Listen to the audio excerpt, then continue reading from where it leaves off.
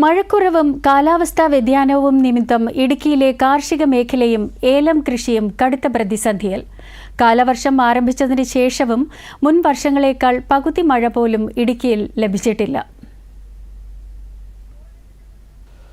സുഗന്ധവ്യഞ്ജനങ്ങളുടെ കലവറയായ ഇടുക്കിയിലെ കാർഷിക മേഖല മുമ്പെങ്ങുമില്ലാത്ത വിധം കടുത്ത പ്രതിസന്ധി അഭിമുഖീകരിക്കുകയാണ്. കൃത്യസമയത്ത് മഴ ലഭിക്കാത്തതും താപനിലയിൽ ഉണ്ടാകുന്ന അസാധാരണമായ വർധനവുമാണ് ജില്ലയിലെ കാർഷിക മേഖലയെ തകിടം മറിക്കുന്നത്. ഈ വർഷം ജൂൺ മുതൽ ജൂലൈ പകുതി വരെയുള്ള കണക്കുകൾ പ്രകാരം ഇടുക്കിയിൽ ലഭിക്കേണ്ട 109 സെന്റിമീറ്റർ മഴയ്ക്ക് പകരം 49 സെന്റിമീറ്റർ മഴ മാത്രമാണ് ലഭിച്ചത്. ഇത് സംസ്ഥാന ശരാശരിയേക്കാൾ കുറവാണ്. മുൻ വർഷങ്ങളെ അപേക്ഷിച്ച് മൺസൂൺ മഴയിലുണ്ടായ വലിയ കുറവ് ജലസ്രോതസ്സുകൾ വറ്റിവരളാൻ ഇടയാക്കി. ജില്ലയിലെ അണക്കെട്ടുകളിലെയും പുഴകളിലെയും ജലനിരപ്പ് താഴ്ന്ന നിലയിലാണ്. ഹൈറേഞ്ച് മേഖലകളിൽ അനുഭവപ്പെടുന്ന അസാധാരണമായി ഉയർന്ന ചൂട് തോട്ടങ്ങളിലെ ഈർപ്പം നിലനിൽക്കുന്നത് തടയുന്നു. വരണ്ട കാലാവസ്ഥ ഏലച്ചെടികളിൽ തണ്ടുതുരപ്പൻ പുഴു, പേൻ, വേരുചീയൽ തുടങ്ങിയ രോഗങ്ങളുടെ വ്യാപനത്തിന് വഴിവെച്ചു.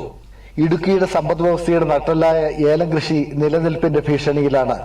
ഏലം പൂവിടുന്ന സമയത്ത് ആവശ്യത്തിന് ഈർപ്പവും തണലും ലഭിക്കാത്തതിനാൽ ഏലച്ചെടികൾ ഉണങ്ങിപ്പോവുകയും കായ്ഫലം പകുതിയിലധികമായി കുറയുകയും ചെയ്തു. കാർഷിക വിളകളെ സമസ്ത മേഖലയും ബാധിച്ചിട്ടുണ്ട് ഈ വർഷത്തെ മഴക്കുറവ്.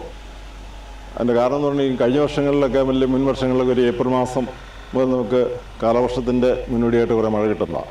ഇപ്രാവശ്യം ജൂലൈ 20 കഴിഞ്ഞിട്ടും വേണ്ടത്ര വിധത്തിൽ മഴ കിട്ടിയിട്ടില്ല. കാരണം ഈ വർഷം ഈ സമയമൊക്കെ ആകുമ്പോഴത്തേക്കും ഒരു 2 തവണ കായെടുക്കേണ്ട സമയം കഴിഞ്ഞു.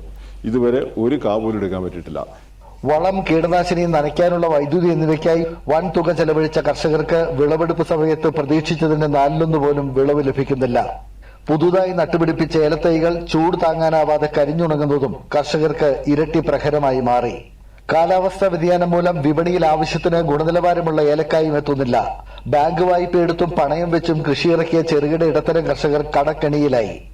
ഏലത്തിന് പുറമെ കുരുമുളക്, കാപ്പി, തേയില തുടങ്ങിയ മറ്റു വിളകളെയും ഈ വരൾച്ച സാരമായി ബാധിച്ചിട്ടുണ്ട്. കൃഷിയും സർക്കാർ വ്യാവസായിക ഉൽപ്പന്നങ്ങളുടെ ഗണത്തിൽപ്പെടുത്തിക്കൊണ്ട് കൃഷിക്കാരന് താങ്ങുവിലയും വളങ്ങളുടെയും കീടനാശിനി സബ്സിഡി റേറ്റിൽ കൊടുത്തില്ല എങ്കിൽ ഇതേ രൂപത്തിലാണ് ഈ ക്ഷീരമേഖലയിൽ സംഭവിച്ച പോലെ തന്നെ പോകുന്നതാണ് എനിക്ക് തോന്നുന്നത്. ഹൈറേഞ്ചിന്റെ പച്ചപ്പും സമ്പന്നതയും നിലനിർത്താൻ അടിയന്തരമായി സർക്കാരിന്റെയും കാർഷിക വകുപ്പിന്റെയും ഇടപെടൽ അത്യന്താപേക്ഷിതമാണ്.